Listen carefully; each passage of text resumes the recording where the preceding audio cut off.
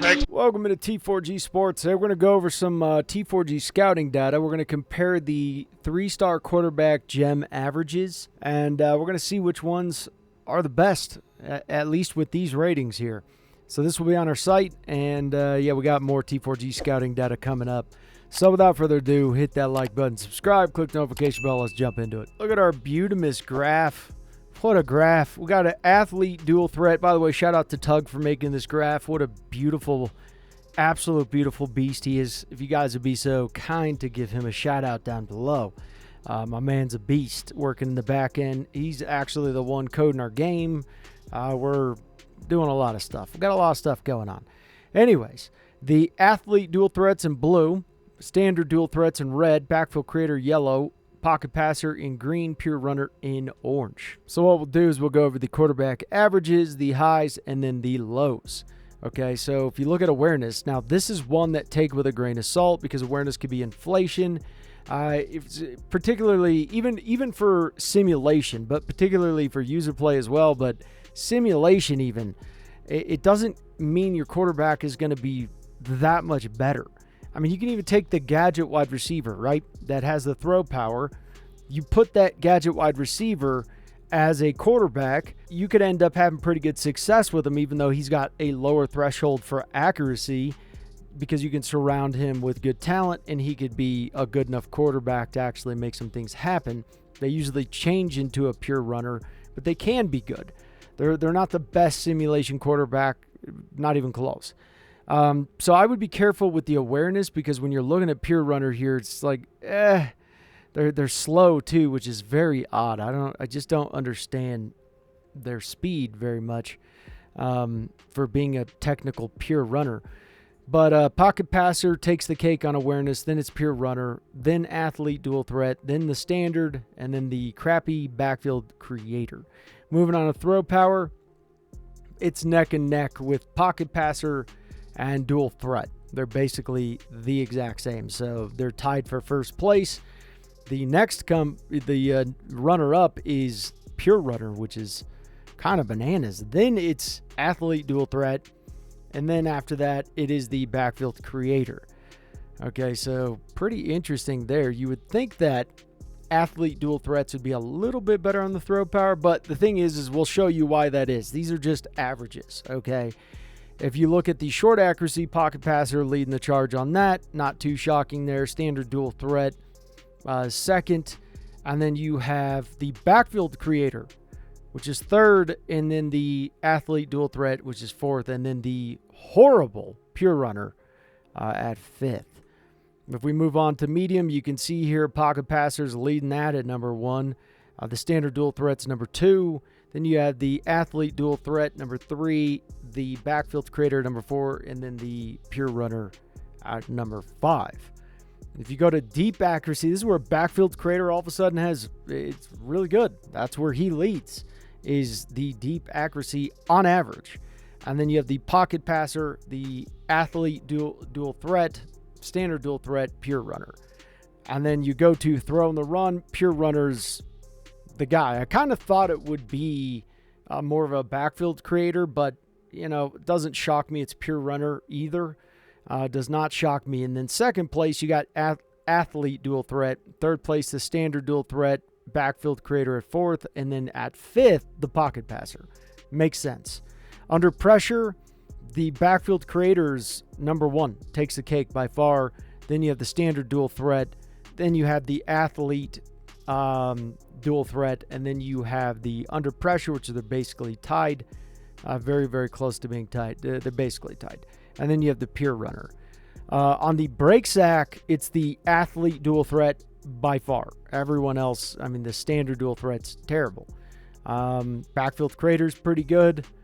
Then you have the pure runner and then the pocket passer. The worst one is the standard dual threat when it comes to break sack, which is kind of weird to me, just a little weird to me. You go to the speed, the athlete dual threat it's got some pretty good numbers there. They're at number 1. Then you have the standard dual threat. Then you have the pure runner. You have the backfield creator, pocket passer. Going on to acceleration, you have the athlete dual threat, And then you have the pure runner, you have the standard dual threat, backfield creator, and then the pocket passer.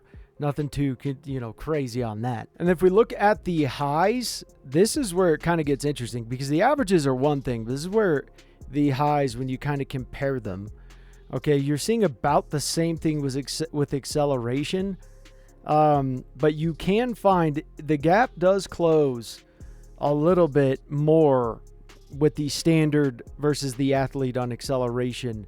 And you will see some pure runners go all the way up to an 88 and tie the athlete dual threats, which is, that's a good sight to see. And then if you're looking over at the speed, you can see that the highs for the pure runner can get a little bit higher than the highs for the dual threats, the standard dual threats. But then the athlete dual threats, they jump. They can go all the way up to an 89. You probably could even find some once in a blue moon that's maybe even higher than that. JUCOs don't count. So pretty solid for the most part. Break sack, athlete dual threat dominates. It's not even close. On the under pressure, backfield creator dominates.